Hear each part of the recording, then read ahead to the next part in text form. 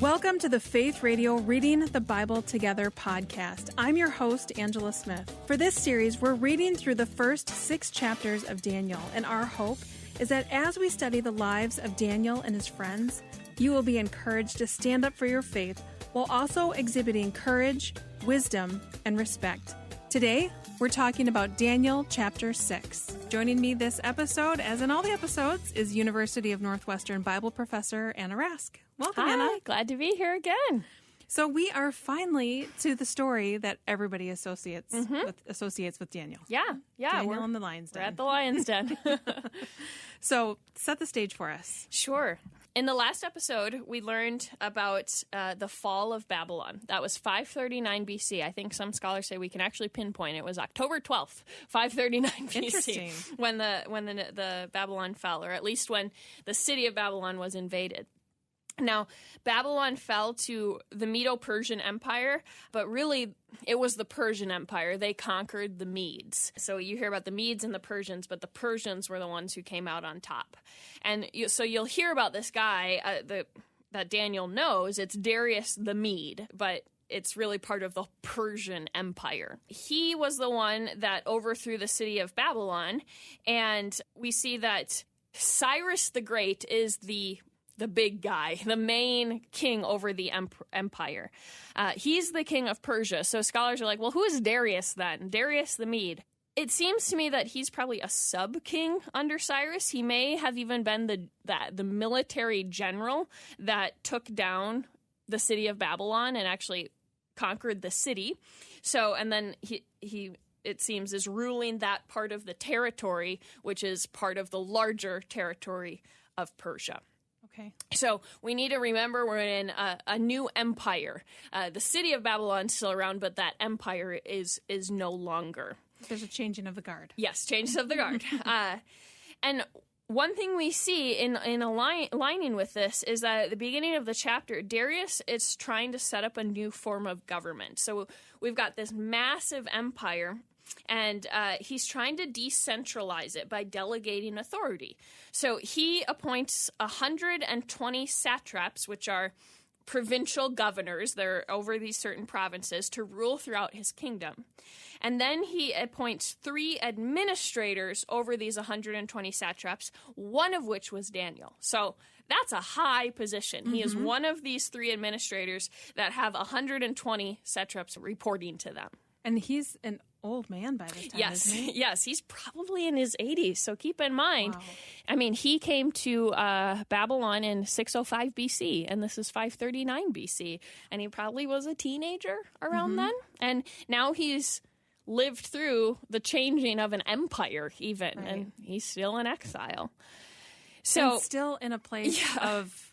he's still in an important position. Yeah, I was just going to read Daniel 6, verse 3. It says, he so distinguished himself among the administrators and the satraps by his exceptional qualities, the king was going to set him over the whole kingdom. So he had clearly a reputation with Nebuchadnezzar and the Babylonians, and now he continues that with a whole new government.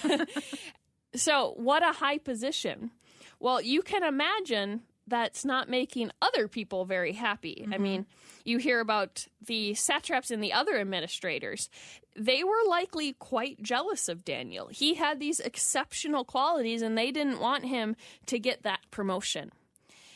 So they decided we need to do something about it. And here's where I do show a video of, oh no, what we gonna do? The king likes Daniel more than me. Yeah, little Veggie Tales there. But we got to get him out of here. And so, yeah, they had to come up with something because they looked at Daniel's life and they're like, he's got a spotless reputation. And yeah, in his 80s, they couldn't find anything to get him in trouble for. So they had to make something up. Now, this shows us something about Daniel. They knew his religion was important to him. They could tell. And that he would disobey the king before he disobeyed his God. And so here's the proposal they brought to the king. Verse 7 says the royal administrators, the prefects, the satraps, the advisors, the governors, they all agreed that the king should issue an edict and enforce the decree that anyone who prays to any god or any human during the next 30 days, except to you, your majesty, shall be thrown in the lion's den. Now, right away, this is a lie because not all the officials agreed. Daniel did not agree to this, and he's the king, seemingly the king's favorite. But this is kind of a confusing proposal, and I just want to mention it for a second because they want a law prohibiting prayer to any god or human except Darius. It sounds like they're wanting Darius to be like a deity, but why for only 30 days? Scholar John Walton, I think, has a helpful position here. He says, I don't think the decree is saying that they want to deify the king, but they want to make him, in essence, like the only legitimate representative of a deity for a stated time. So maybe like the chief mediator of all prayers to the deities. He wants to be the one that it's all being funneled through. So the point of the law is to create a test of loyalty.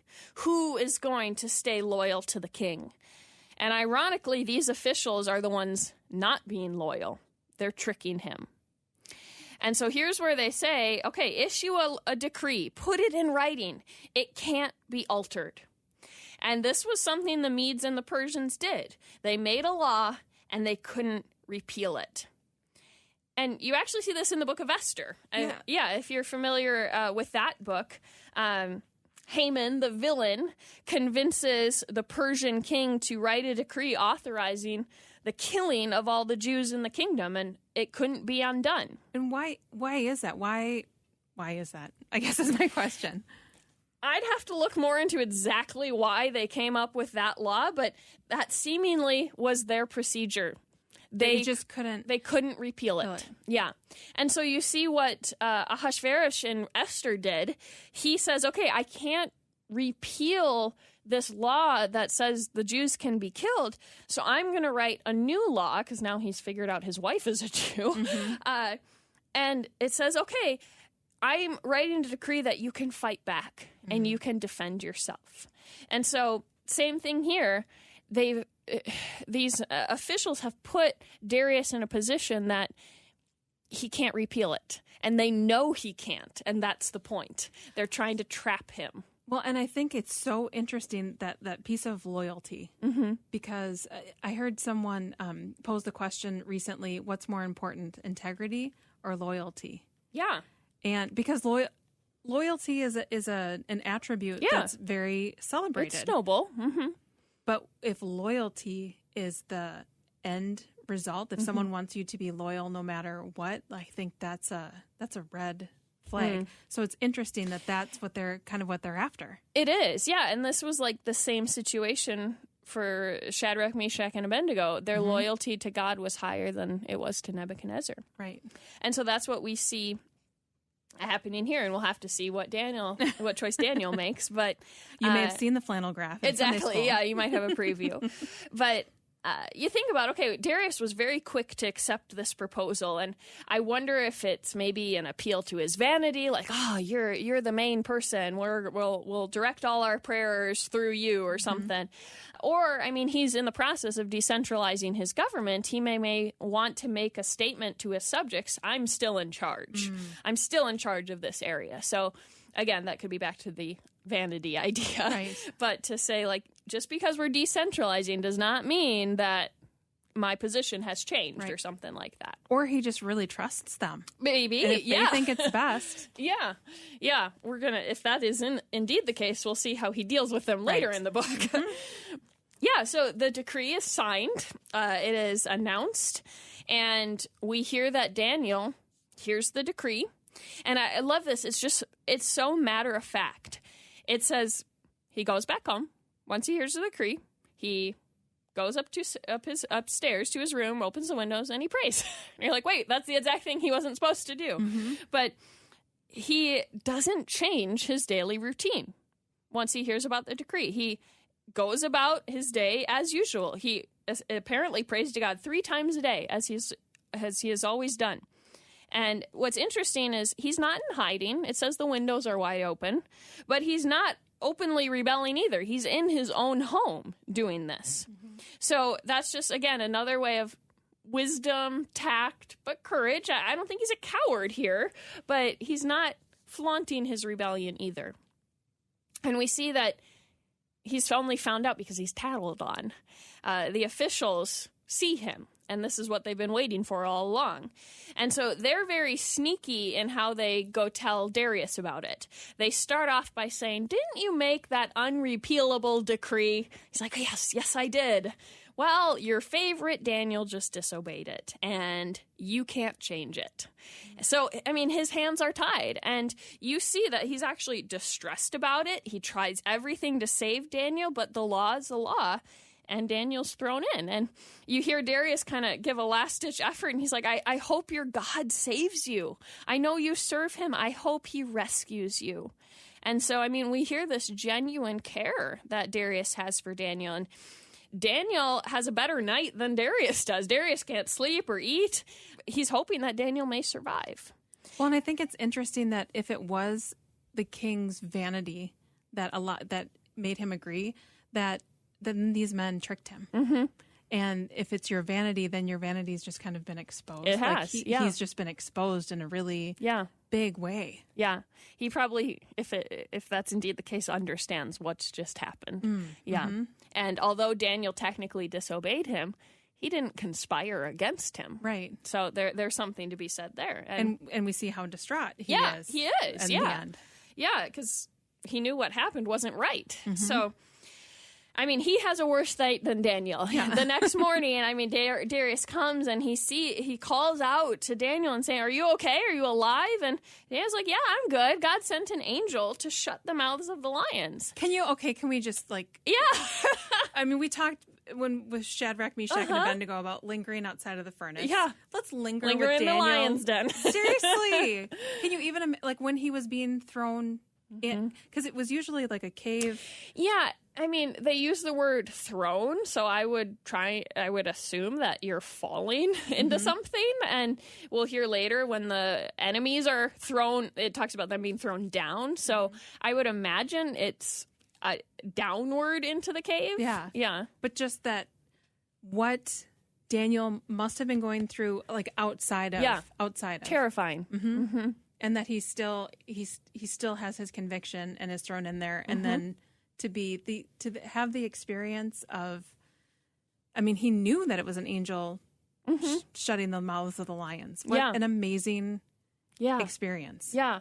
And I love this because, I mean, it just shows, towards the end of Daniel's life, his boldness and his courage. I mean, I fully applaud Shadrach, Meshach, and Abednego for what they did as they stood together in their faith. But we don't know where they are right now. They're not mentioned, but Daniel's alone, and he's doing this by himself, and he takes a stand all by himself and is thrown in all by himself. And even when he is alone, he still is keeping firm to his convictions. It's amazing. Yeah. And, I mean, Daniel views this as God protecting him and proving really his innocence. Like, yes, he disobeyed the law, but he had not wronged Darius. It was the officials that had wronged Darius. And so Darius takes drastic action, and he throws them and their families to the lions. Which just feels unfair. It does. I mean, their wives and their children weren't a part of it. Yeah, no, they weren't, but maybe it's like guilty by association or something. I don't know. But yeah, it's an intense end to that story. And it's quite shocking what the narrative says, that the lions grab them and crush their bones before they reach the floor. So it's not a matter of the lions weren't hungry or anything. It's like God saved Daniel. Mm-hmm. Yeah. And I mean, back to that idea about the decree, we don't know what day of day 30 days that it is when Daniel's thrown in, but we don't know if that decree is over or not. We do see, though, that Darius makes another decree, and he says, "Hey, I'm calling on everyone to fear and revere Daniel's God." And it ends with praise of God. And you see that once again, Daniel is prospering even in the midst of exile. And his habit of praising God. Yeah. Praying and praising. Prayer and praise. Before. Yeah. It's definitely telling that habit stuck with him late in life. And it reveals at one point in this chapter that he's asking God for help. Yeah. This has been fantastic to go through these chapters. I'm so grateful that you've walked us through these and given us the insight and the history and the context. It's been so helpful. Thank you so much. You're welcome. It was a joy, and getting a little emotional myself thinking about Daniel and all he had to go through. I mean, it's powerful. Yeah. So there are other chapters. There are 6 more chapters. We're only halfway done. In the book of Daniel. And for this reading the Bible together, we are only going through the first 6 chapters, but surprise, we are going to have a bonus episode, and we're going to touch on just an overview of Daniel 7 through 12, so the last 6 chapters. So make sure that you are subscribed to the podcast so you don't miss that bonus podcast, and we will hope to see you there. The Reading the Bible Together podcast is a production of Faith Radio and Northwestern Media. Hosted, produced, and edited by Angela Smith. Special thanks to Professor Anna Rask. If you've enjoyed this podcast and want to hear more, consider financially supporting Faith Radio. Find more information at myfaithradio.com.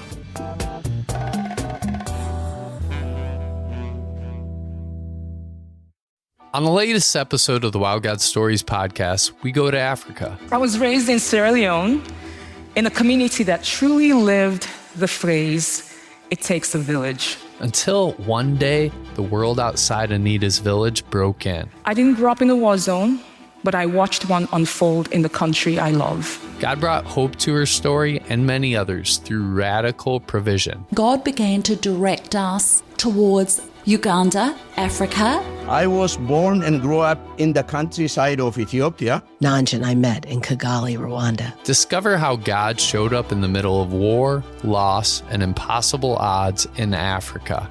Stories that'll make you say, "Wow, God. Wow, God. Wow, God." Wow, God Stories. Wherever you get your podcasts.